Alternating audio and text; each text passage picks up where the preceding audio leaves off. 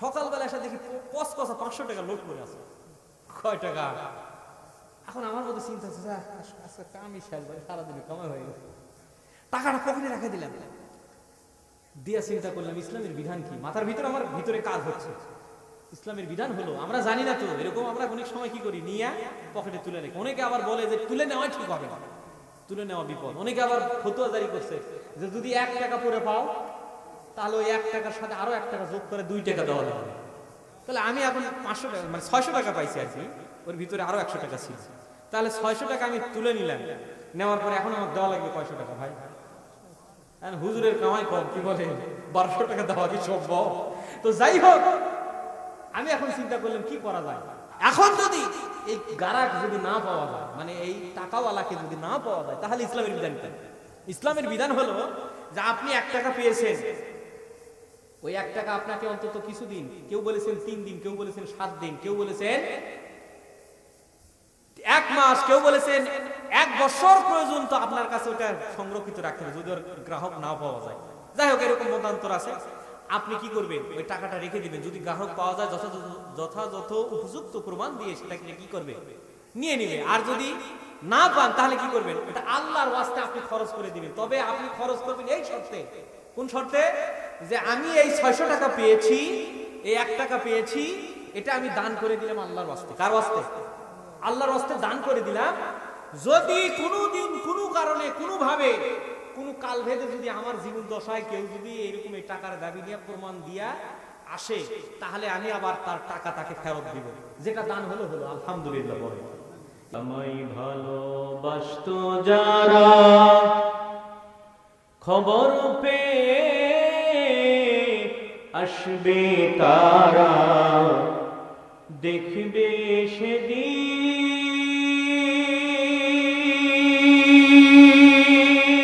অশ্রু ছাড়া কারো মুখে হাসি না।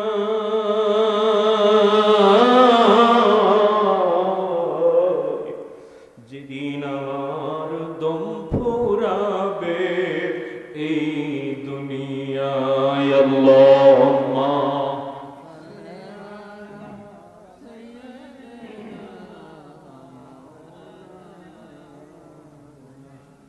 ওয়া আলা আলি।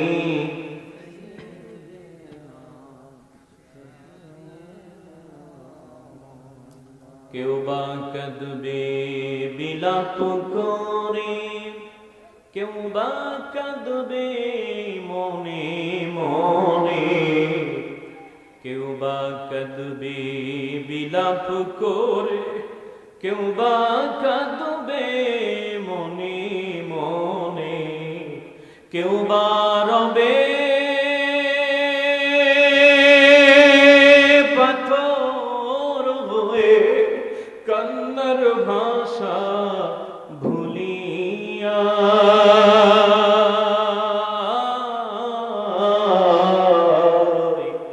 যেদিন আমার দম ফুরাবে এই দুনিয়ায়, আল্লাহুম্মা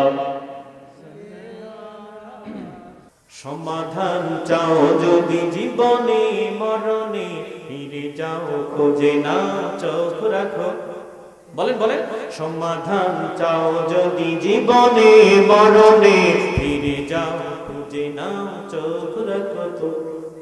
তবেই পাবে তুমি শান্তির ঠিকানা, তবেই পাবে তুমি শান্তির ঠিকানা, যদি মেনে নাও তুমি মনে প্রাণে সমাধান। সবাই বলুন, সমাধান চাও যদি জীবনে মরণে, ফিরে যাও খুঁজে নাও চোখ রাখো। সবাই বলুন, সমাধান চাও যদি জীবনে মরণে, ফিরে যাও খুঁজে নাও চোখ রাখো। এত চির অম্লান চির মুক্তির গান, এ যে মহাবাণী খোদারি। বলেন সবাই, এত চির অম্লান চির মুক্তির গান, এত মহাবাণী খোদারি।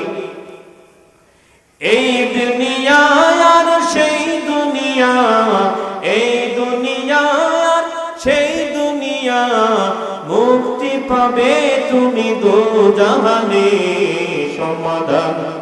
সমাধান চাও যদি জীবনে মরণে, ফিরে যাও খুঁজে নাও।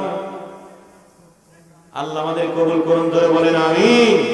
আমার ভাইরা, কোরআনে হাকিম থেকে আপনাদের খেদমতে তেলাওয়াত করেছি 155 নম্বর আয়াত।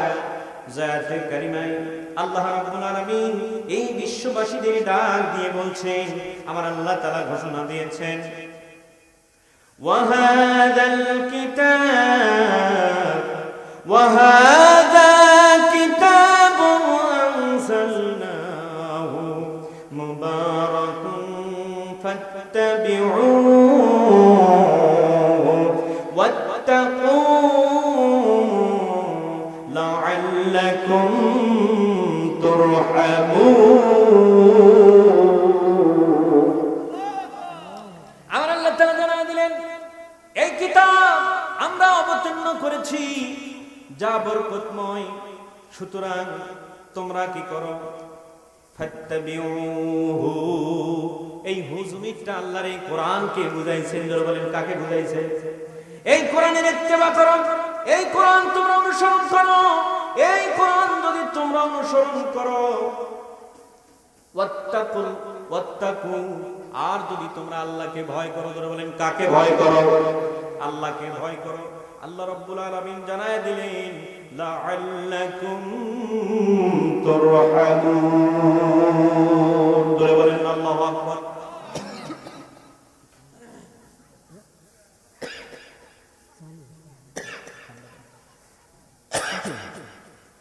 আমার ভাইরা,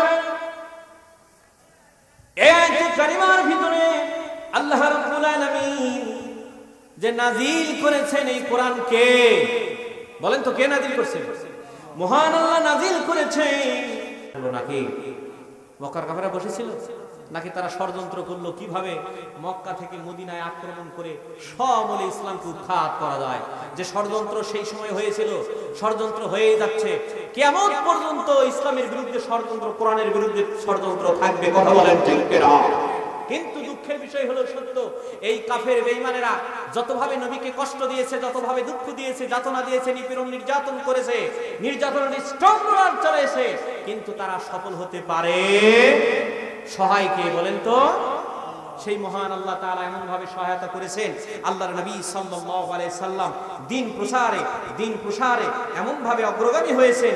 আল্লাহর নবী সাল্লাল্লাহু আলাইহি সাল্লামের পথ কাটা দিয়েছে, বিভিন্ন ভাবে তিক্ততা করেছে, বিভিন্ন ভাবে হুমকি ধামকি জান মালের উপর হয়রান পেরেশান করেছে, কিন্তু তারা সফল হতে পারে। কারণ সহায়ক কে? বলেন সহায়ক কে? সেই মহান আল্লাহ রাব্বুল আলামিনের শুকরিয়া আমরা আবার আদায় করছি, সকলে করছি আলহামদুলিল্লাহ। আমার কথা হলো, নবী সাল্লাল্লাহু আলাইহি ওয়াসাল্লামকে যে কোরআন নাযিল করে আল্লাহ পাক দিক নির্দেশনা দিলেন, আল্লাহর নবী দাওয়াতি কাজ করলেন, কিন্তু তার 13 বছরে মাত্র কয়েকজন লোক আসলো। এরপরে মক্কা থেকে তখন মদিনায় আসলেন, মদিনায় এসে পুরোপুরি একটা ইসলামী রাষ্ট্র ব্যবস্থা কায়েম করেছিলেন। কথা বলেন ঠিক কিনা? আর সেই রাষ্ট্র ব্যবস্থার সংবিধান ছিল কি? সেই রাষ্ট্র ব্যবস্থার সংবিধান ছিল কি? আল কোরআন। আর সেই কোরআন দিয়ে নবী সাল্লাল্লাহু আলাইহি ওয়াসাল্লাম যখন দেশ পরিচালনা করতে লাগলেন, দেখা গেল যে এমন এক রাষ্ট্র ব্যবস্থা সেখানে প্রতিষ্ঠিত হলো, অন্য ধর্মের মানুষের উপর কখনো হামলা মামলা আর আসতেছে। খাদ্যতে তারা স্বয়ংসম্পূর্ণ, যেভাবে কষ্টতে ছিল ইসলাম মদিনা থেকে যখন মক্কায় হিজরত, বা এই অবস্থায় সমকাল ছিল, এমন অবস্থা ছিল যে খাদ্য ঠিকমতো মানুষ পেত। আর ওই সমাজে এরকম পরিবেশ পরিস্থিতি বিরাজ করত, জোর যার মূল্য, এরকম অবস্থা ছিল। এরকম তন্ত্র মন্ত্র পশ্চিমা নিয়ম কানুন দিয়ে এখনো পৃথিবীর যুগে যুগে আমরা দেখছি বিভিন্ন দেশে এইভাবে পরিচালিত হচ্ছে, এমনকি জোর করে অনেক রাষ্ট্র দখল করা হচ্ছে। কথা বল ঠিক। আবার আমাদের দেশ 1971 সালে স্বাধীন আমরা হয়েছি, একবার স্বাধীন হয়েছে 1947 সালে। সেই 47 সালে স্বাধীন হওয়ার পর আমরা বড় আশা নিয়েছিলাম যে আমাদের এই উপমহাদেশ, বিশেষ করে পূর্ব পাকিস্তান, পশ্চিম পাকিস্তান একটা ইসলামী রাষ্ট্র ব্যবস্থা হবে। কিন্তু আমাদের নেতা যারা মানে বড় বড় গুলি বলেছিল, গুলি আমাদের আওড়াই ছিল আমাদের সামনে, কিন্তু কাজের ক্ষেত্রে তারা বিড়ম্বনা করেছে, তারা সঠিকভাবে এগোতে পারে। ঠিক কিনা বলেন? এইভাবে এগোতে এগোতে আমরা 1947 থেকে পার করে চলে আসলাম আমরা 1971 সাল, ঠিক কিনা বলেন? সেই 1971 সালে আমরা মনে করেছিলাম এইবারে আমরা সঠিক ভাবে আমাদের অধিকারগুলো ফিরে, হিউম্যান রাইটস মানবাধিকারের ভিত্তিতে আমরা সঠিকভাবে আমাদের ন্যায্য দাবি ফিরে পাবো।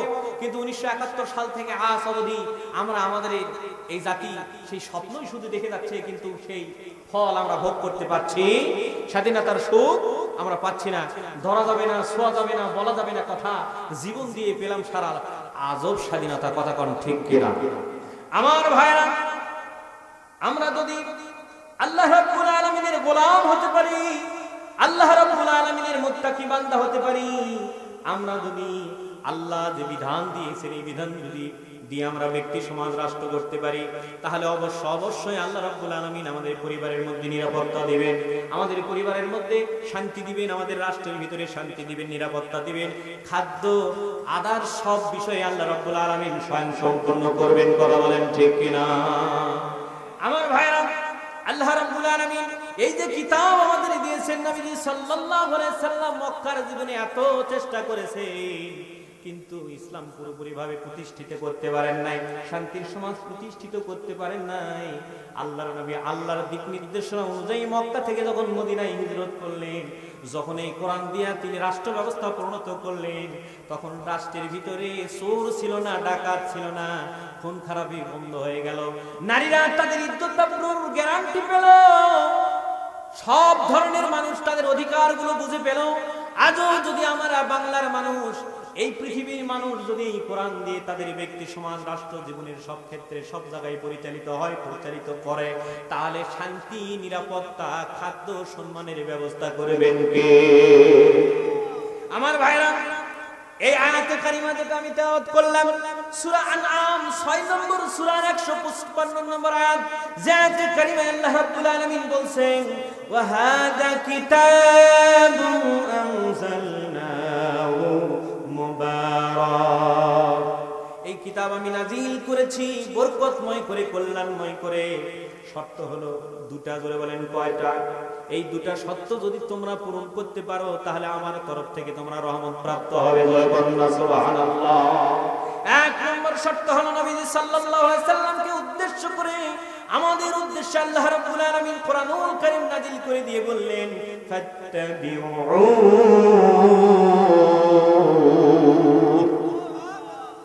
তোমরা এই কোরআনকে অনুসরণ করো, এর ইত্তেবা করো, এই কোরআনকে মেনে তোমাদের ব্যক্তি সমাজ রাষ্ট্র করো। আর 2 নম্বর শর্ত আল্লাহ রাব্বুল আলামিন বলছেন তোমাদের জন্য বরকত এবং কল্যাণময় হবে।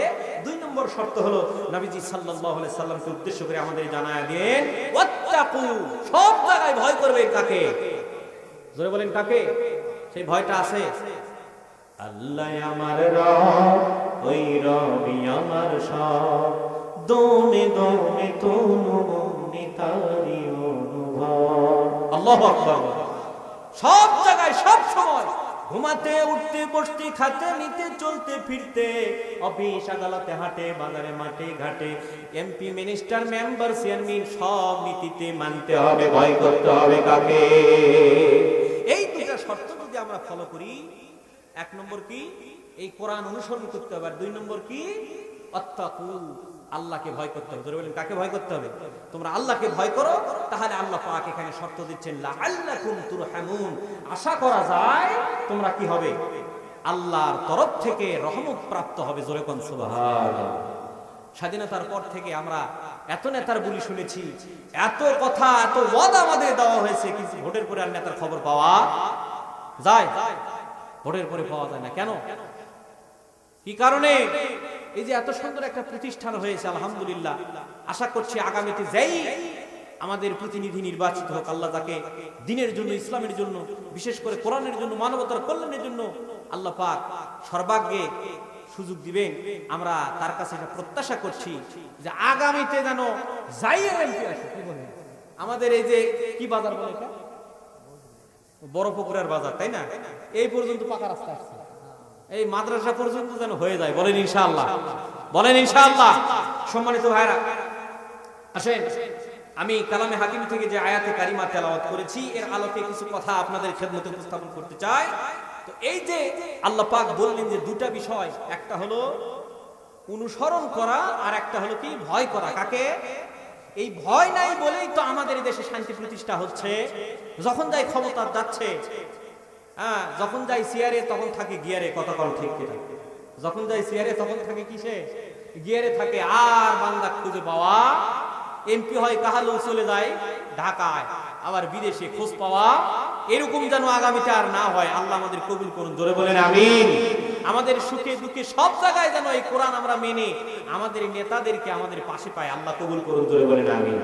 সম্মানিত ভাইরা, বলতেছিলাম মানব রচিত সব মতবাদ বাদ দিয়া যদি আমরা আল্লাহর কোরআনকে আঁকড়ায় ধরি, আল্লাহর দয়া পাওয়ার জন্য শর্ত যদি আমরা পূরণ করি, আল্লাহ রাব্বুল আলামিন অবশ্যই আমাদের শান্তির ফায়সালা করবেন। জোরে কন্না সুবহানাল্লাহ। আল্লাহ তাআলা কোরআনুল কারীমের ভিতরে 3 নম্বর সূরা আল ইমরানের ভিতরে আল্লাহ তাআলা ঘোষণা করেছেন, হাযা বায়ানুল লিন-নাসি ওয়া হুদাও ওয়া মাউইযাতুল লিল-মুত্তাকিন। আমার আল্লাহ তাআলা জানায় দিলেন এটা মানুষের জন্য। হাযা বায়ান, আমি আল্লাহ তাআলা সুস্পষ্ট ডিটেইল ডিসক্রাইব বর্ণনা করে দিয়েছি লিন-নাস, মানুষের জন্য। ওয়া হুদাও, হেদায়েতের পথ। জোরে বলেন কিসের পথ? হেদায়েতের পথ। আল্লাহ রাব্বুল আলামিন বলছেন ওয়া মাউইযাতুন, এবং মানুষদের জন্য এটা আমি ওয়াজ বানাইছি, মানুষদের জন্য আমি উপদেশমূলক বাণী সন্নিবেশিত করেছি। জোরে বলেন না সুবহানাল্লাহ। কার জন্য? লিল মুত্তাকিন, যারা আল্লাহকে ভয় করে চলবে। কাকে ভয় করে চলবে? এখন এই আল্লাহ ভীরু লোক তো আমরা পাচ্ছি না। এই আল্লাহ ভীরু লোক আমরা পেতে গিয়ে দেখা যাচ্ছে বিভিন্ন ভোটের আগে এসে মানুষেরা আল্লাহ ভীরু সেজে যায়, টুপি মাথার দেয়। এরকম লোক আছে না নাই সমাজে? কিন্তু ভোটের পরে টুপি আলাদা করে খালি গালে। কি বলে? আমাদের দেশে সংবিধানে বিসমিল্লাহ সংযোজিত আছে, আছে না নাই? কিন্তু বিসমিল্লাহ দিয়া সংবিধান জারি করলো, মাঝখান দিয়ে আসা দেখা গেল যে ওই সংবিধানের মধ্যে সমাজ কল্যাণের মন্ত্রণালয়ে মদ সহ নারীবাজি এইগুলো জায়েজ মানে জারি থাকলো। তো এটা কি এইভাবে চলতে দেওয়া যাবে না? আগামীতে এই সংবিধান যে হা নামক ভোট আমাদের সামনে আসছে, এটা দিয়ে আগামীতে নবীন করে সুন্দর করে দেশের স্বার্থে, জনগণের স্বার্থে, বিশেষ করে সর্বসাধারণ মানুষের জন্য কল্যাণের জন্য কল্যাণময় যে কোরআন, এই কোরআন ভিত্তিক একটা আগামী সংসদ আসুক, এটা আমরা চাই কি চাই না? আল্লাহ আমাদের কবুল করুন, জোরে বলেন আমিন। সম্মানিত ভাইরা, হযরত আবু হুরায়রা রাদিয়াল্লাহু তাআলা থেকে বর্ণনা আছে, আমরা যদি এই কোরআনের বিরুদ্ধাচরণ করি, আমরা যদি কোরআনের বিপক্ষে অবস্থান করি, এই কোরআন দুনিয়াতে আমাদের জন্য অশান্তির কারণ হবে, আবার কিয়ামতের ময়দানে আমাদের জন্য শাস্তির কারণ হয়ে দাঁড়াবে। জোরে বলেন নাউযুবিল্লাহ। হাদিসটা হযরত আবু হুরায়রা থেকে বর্ণনা, দুররাসুন নাসহিন কিতাবের মধ্যে উল্লেখ করা হয়েছে, আল্লাহর নবী সাল্লাল্লাহু আলাইহি ওয়াসাল্লামের সময় একজন মানুষ এরকম দুনিয়া থেকে বিদায় হয়ে গেছে, তার জানাজা খাড়া হয়ে গেছে।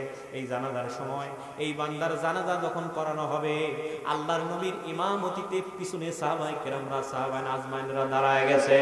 এই অবস্থায় দেখা গেল লোকটার যখন জানাজার নামাজের নিয়ত করা হবে, তখন আশঙ্কা সাডেনলি হঠাৎ করে দেখা গেল ওই বান্দার মুখের দিকে, কাপনের যে মাথার দিকে এরকম ভাবে কাপড় ওঠা নামা করতেছে। কারণ কি? লোকটা কি জীবিত আছে?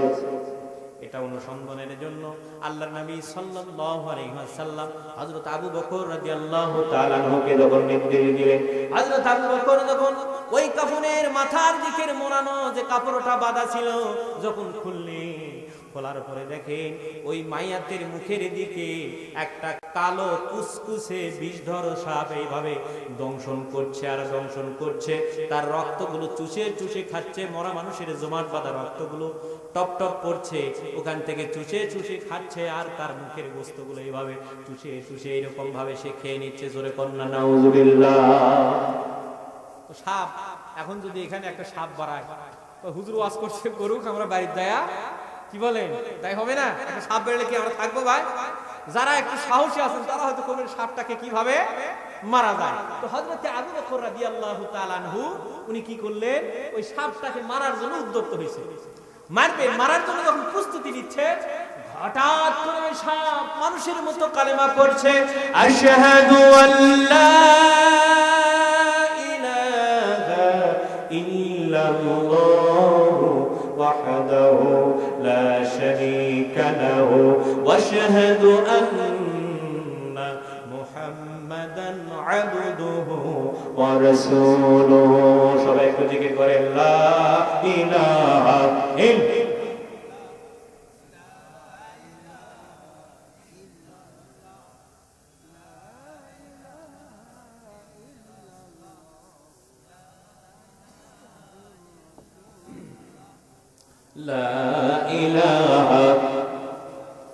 لا إله إلا الله محمد رسول الله। আমার ভাইরা বলতেছিলেন আবু বকর যখন সাপটাকে মারার জন্য উদ্যত হয়েছে, সাপটা তখন কালেমা পড়ে দিয়েছে। তাহলে যে সাপ কালেমা পড়ে, এই সাপ কি সাধারণ কোনো সাপ হতে পারে? সাধারণ কোনো সাপ হতে পারে না। বলতেছিলাম লাআল্লাকুম তুরহামুন ফাত্তাবিউহু, যদি তোমরা এটাকে অনুসরণ করো, ওয়াত্তাকু, আর আল্লাহকে ভয় করো, তাহলে আল্লাহ রাব্বুল আলামিন বলছেন লাআল্লাকুম তুরহামুন, অবশ্যই তোমরা কি হবে? আল্লাহর দয়া রহমত প্রাপ্ত হবে। তাহলে এই সাপটাকে তখন মারার জন্য উদ্যত হলেন। সাপটাকে মারার জন্য যখন উদ্যত হয়েছে, এমন তো অবস্থায় দেখা গেল সাপ কথা বলছে, ও আল্লাহর নবীর সাহাবী, আমাকে তোমরা মেরো না, আমাকে মেরো না, আমি সাধারণ কোন সাপ নয়, আমি আল্লাহর তরফ থেকে প্রেরিত সাপ রূপে আযাবের একজন ফেরেশতা। ধরে পড়ুন আল্লাহু আকবার। তাহলে তুমিদের সাপ রূপে আল্লাহর তরফ থেকে একজন আযাবের ফেরেশতা বলে কিয়ামত পর্যন্ত এর জন্য আমি দংশনের ব্যবস্থা করেছি। আল্লাহ রাব্বুল আলামিন এই ব্যবস্থা করে আমাকে আদেশ দিয়ে এখানে প্রেরণ করেছে। আমাকে তাড়ায়া দিলে, মারার ভয় দেখালে আমি এখান থেকে যাব না, কারণ আমাকে মারা সম্ভব নয়, আমাকে প্রেরণ করেছেন কে? আমার ভাইরা, সাপ যখন এইভাবে বলছে, বলে এই লোকটাকে যে শাস্তি দিচ্ছ, ওই যে বললাম দুনিয়াতে মানুষের এই কোরআন যদি না মানেন, এই কোরআনের পক্ষে যদি আপনি না থাকেন, কোরআন যদি না বুঝেন বা বুঝে যদি এই কোরআনকে অ্যাভয়েড করেন, কোরআন যদি আপনি অনুসরণ না করেন, আল্লাহকে যদি ভয় না করেন, তাহলে যে শাস্তি দুনিয়াতে, তার প্রমাণ এটা। আল্লাহর নবী সাল্লাল্লাহু আলাইহি সাল্লাম যখন সাপকে জিজ্ঞাসা করলেন, তাহলে কি শাস্তির কারণে, কি অপরাধের কারণে তার এই শাস্তির ব্যবস্থা, কি জন্য আল্লাহ রাব্বুল আলামিন তোমার এই শাস্তি ফেরেশতা হিসেবে এর উপর প্রেরণ করেছে, নবীজি সাল্লাল্লাহু আলাইহি সাল্লামকে উদ্দেশ্য করে, সমস্ত সাহাবাদের উদ্দেশ্য করে এই সাপ তখন ঘোষণা করলেন, এই লোকের তিনটা পাপের কারণে, তিনটা আল্লাহর হুকুম অমান্য করার কারণে আমি আল্লাহ রাব্বুল আলামিনের তরফ থেকে প্রেরিত আযাবের ফেরেশতা সাপ রূপে এসেছি। জোরে কন্না আল্লাহু আকবার। এক নম্বর শাস্তি হলো এই মানুষ নামাজ পড়তো না। জোরে বলেন, কি পড়তো না? নামাজ পড়তো না। আমাদের সমাজে এরকম বেনামাজের সংখ্যা কম না বেশি? নামাজের সংখ্যা কম না বেশি? নামাজের সংখ্যা কম, বেনামাজের সংখ্যা বেশি। আজকে সমাজে এমন এক অবস্থা বিরাজ করছে যে নামাজ কালাম আল্লাহর হুকুম আহকাম পালন করতেই হবে, এটা যেন মানুষের কাছে একেবারে মামুলি বিষয় হয়ে গেছে। অথচ আল্লাহর বিধান যদি আমি আপনি না পালন করি, বলা হচ্ছে বেনামাজির কতখানি, একজন বেনামাজি কতখানি, একজন বেনামাজি কতখানি নিম্নমানের হয়ে যায়। একটু সামনের দিকে চলি। বিশেষ করে ইসলামী জগতের মহাপণ্ডিত, ইসলামী জগতের মহামহিষী, মহাজ্ঞানী ইমাম আবু হানিফা রাহমাতুল্লাহি আলাইহি বলেছেন যে একটা কুকুরের গায়ে কুকুরটা যদি শুকনা থাকে, এই কুকুরের সাথে যদি আপনার শরীর লাগে, শরীর লেগে যায় কোনো কারণে, কুকুর যদি আপনার কাপড়ের সাথে ঘিষ্টে খায়, আপনার গায়ের সাথে যদি লেগে যায়, আপনি ওই কাপড় এরকম ভাবে 3 বার ঝেড়ে আবার নামাজ ওই অবস্থায় পড়তে পারবেন। জোরে কন্না আল্লাহু আকবার। আর বেনামাজির ব্যাপারে বলা হয়েছে যে বেনামাজির সাথে যদি আপনার আমার কাপড় লাগে, ওই কাপড় পরে নামাজ হবে। তা আমাদের সমাজে কি বেনামাজি কম না বেশি? আমার মনে হয় বেনামাজি ভাইরা রাগ করলেন নাকি? পায়ে হাত দিয়ে বলবো, এই নামাজ যদি আমি আপনি না পড়ি, জান্নাতের চাবি আমরা পাবো না। কথা বলেন ঠিক কিনা? নবীজি সাল্লাল্লাহু আলাইহি সাল্লামকে উদ্দেশ্য করে আল্লাহ রাব্বুল আলামিন বলেছেন as-salatu মিফতাহুল জান্নাহ। আল্লাহ পাকের হাবিব বলেছেন নামাজ হলো জান্নাতের চাবি। আর অন্য জায়গায় কোরআনুল কারীমের ভিতরে বলা হয়েছে as-salatu তানহা আনিল ফাহশাই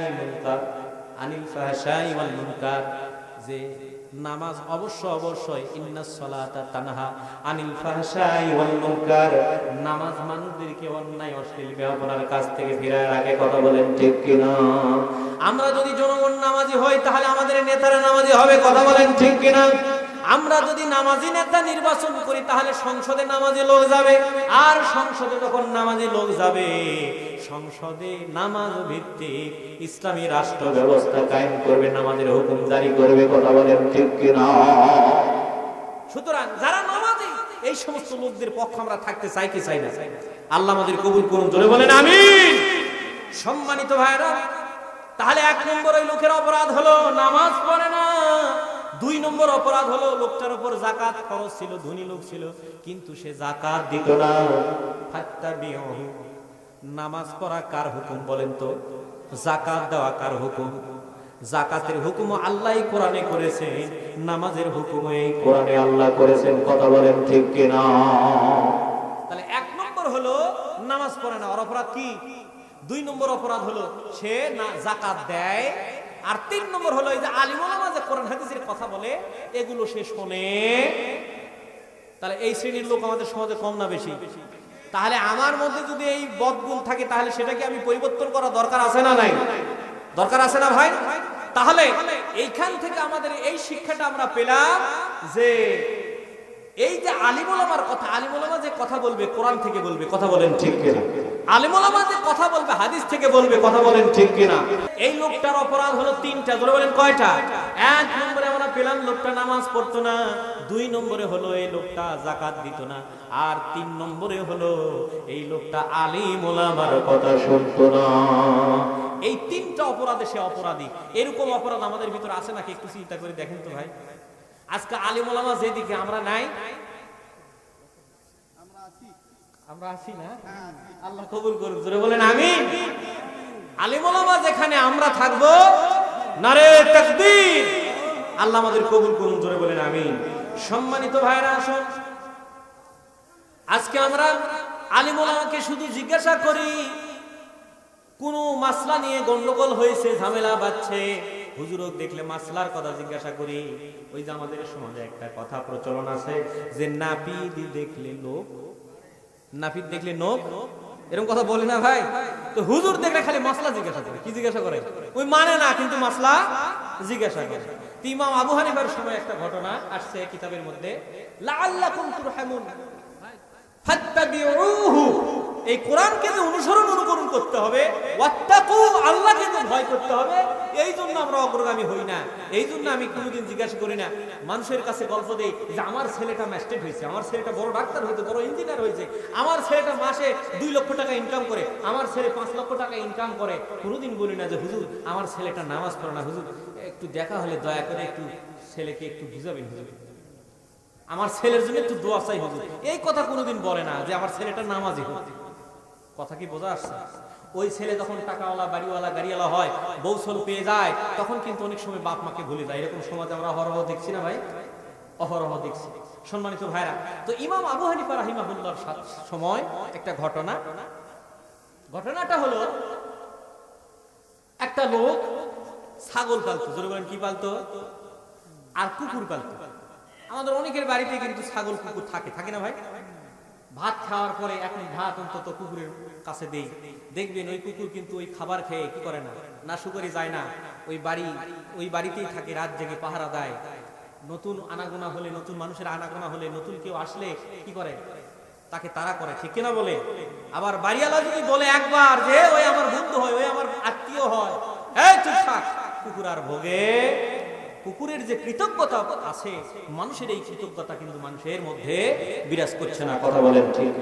মাল্লাম ইয়াশকুরুল্লাহ ওয়া লাম ইয়াশকুরুন নাস, মাল্লাম ইয়াশকুরুল্লাহ ওয়া লাম ইয়াশকুরুন নাস, যে মানুষেরা মানুষের কৃতজ্ঞ বোধ হয় না, সেই মানুষ আল্লাহর শুকরিয়া শুকরগুজারি বান্দা হতে। এই জন্য আমরা মানুষ যদি আমাদের কোনো উপকারে আসে তাহলে আমরা চেষ্টা করব মানুষের কল্যাণে নিজেদেরকে সর্বদা নিবেদিত থাকা রাখা। কথা বলেন ঠিক কিনা? সম্মানিত ভাইরা, সময় যেহেতু অল্প সময়ে স্বল্প কথায় যে কথাটা আপনাদের সামনে আমি বলতে চাই, ইমাম আবু হানিফার কাছে প্রশ্ন গেছে, ওই যে লোকটা ছাগল পালে আর কুকুর পালে, কোনো ঘটনাক্রমে হয়তো এটা আল্লাহর কুদরত, যে ওর বাড়িতে যে ছাগি ছিল, ওই ছাগির পেট থেকে একটা বাচ্চা হয়েছে, এই বাচ্চার মুখের দিকটা কুকুরের সাইজ আর পিছনের দিকটা হলো ছাগলের মতো। জোরে কোন আল্লাহু আকবার। এরকম হচ্ছে না ভাই? ঘোড়ার পেট থেকে হচ্ছে, এরপরে আপনার হাতির বাচ্চা হচ্ছে, এরকম মহিষের বাচ্চা হচ্ছে, গরুর বাচ্চা হচ্ছে, মানে কেমন যেন একটা এরকম আমরা দেখতেছি না ভাই? দেখতেছি না? তো এই যে ছাগলের বাচ্চা হচ্ছে, এই ছাগলের বাচ্চাটাকে পেলে বসে বড় করছে। যখন 1 বছর পার হয়ে গেছে বয়স, এখন অনেক মানুষ অনেক ধরনের কথা বলে। এখন কেউ বলে এটা খাওয়া যাবে, কেউ বলে খাওয়া যাবে না, কারণ ছাগলের প্রথম মুখের দিকটার সাইজ হয়েছে কুকুরের মতো। জোরে বলেন কার মতো? কুকুরের মতো হয়েছে, আর পিছনের সাইডটা হয়েছে ছাগলের মতো। এখন ওই খাবে না জবাই করে কুটায় রাখবে, এই দ্বিধাদ্বন্দ্বের মধ্যে আসছে। এলাকার কম বেশি যারা কম জানিওয়ালা এরকম অনেক হুজুরকে জিজ্ঞাসা করছে, কিন্তু কেউ সমাধান দিতে পারে। ঘটনাক্রমে এই ঘটনাটা নিয়ে, এই বিষয়টা নিয়ে হযরত ইমাম আবু হানিফা রাহিমাহুল্লাহর দরবারে তখন যাওয়া হলো।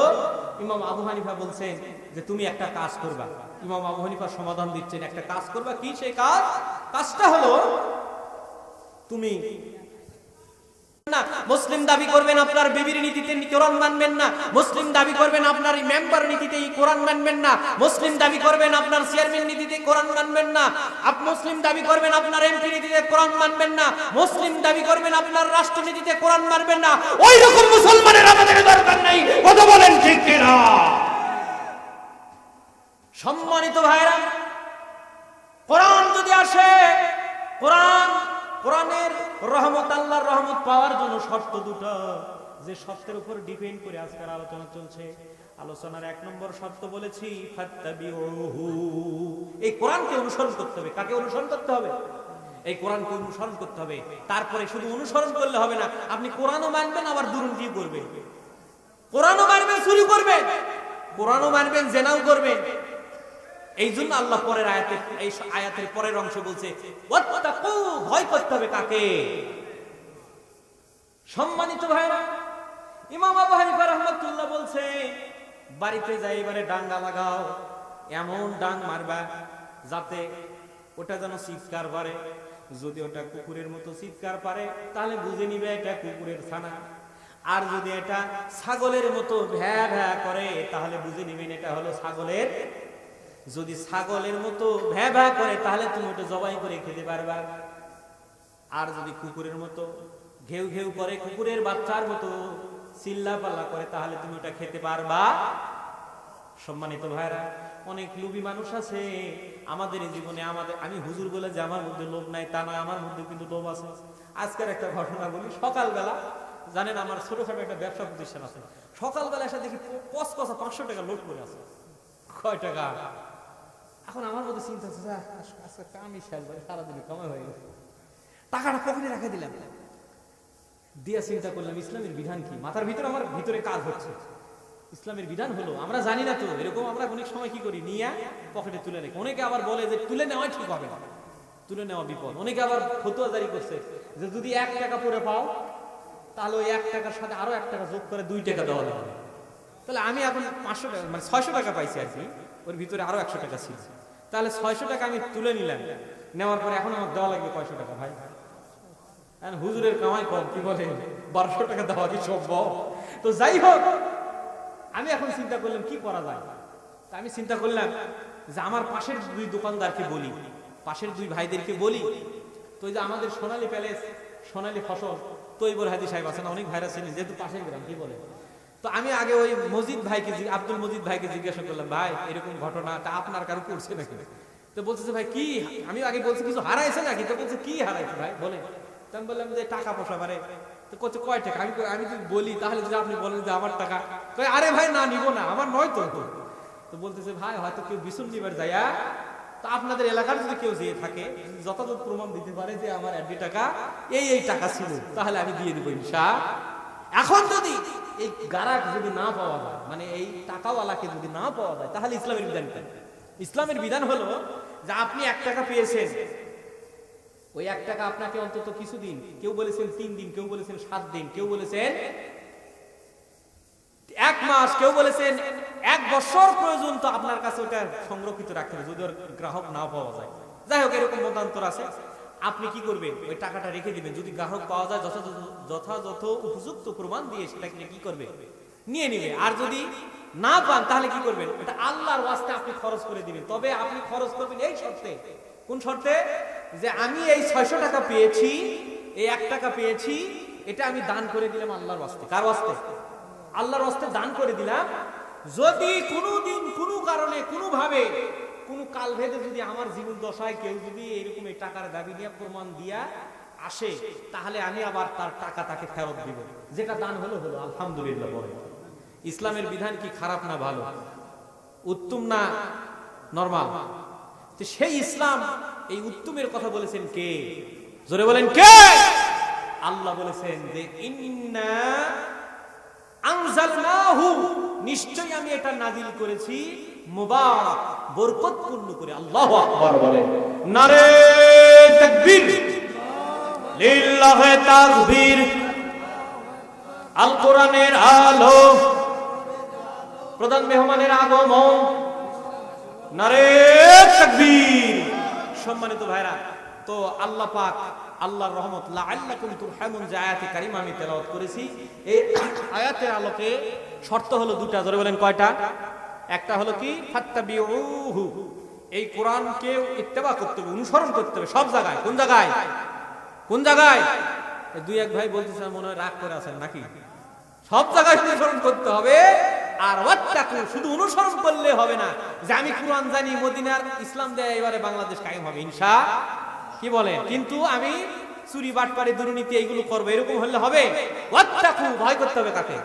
ওই আল্লাহকে যদি ভয় করি, এই 2টা শর্ত যদি আমরা পূরণ করি, লাআল্লাকুম তুরহামুন।